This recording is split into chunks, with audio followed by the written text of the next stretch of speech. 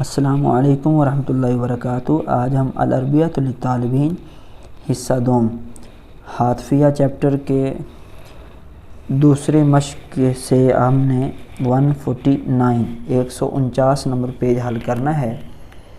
هل يمكنني الحصول على اسمك من فضلك؟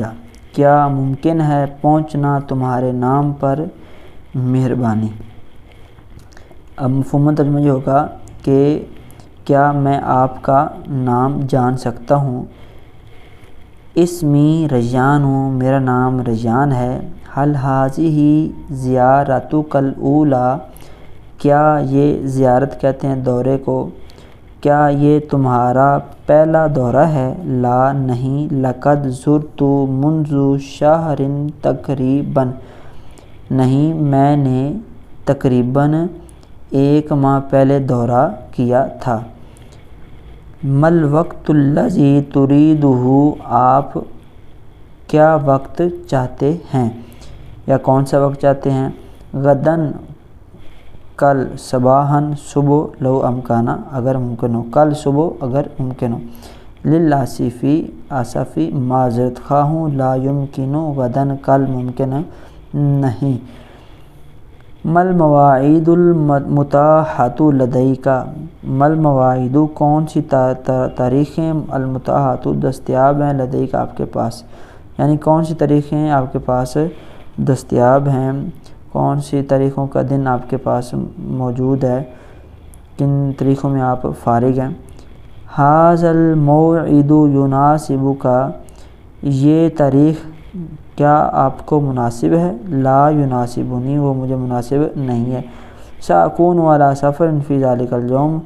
ان قریب میں جاؤں گا سفر پر اس دن میں۔ ماذا عن یوم الخمیس صباحا؟ جمعرات کی صبح کے بارے میں تمہارا کیا خیال ہے یا تمہاری کیا رائے ہے؟ ھذا مناسب جدا لی، یہ میرے لیے بہت مناسب ہے۔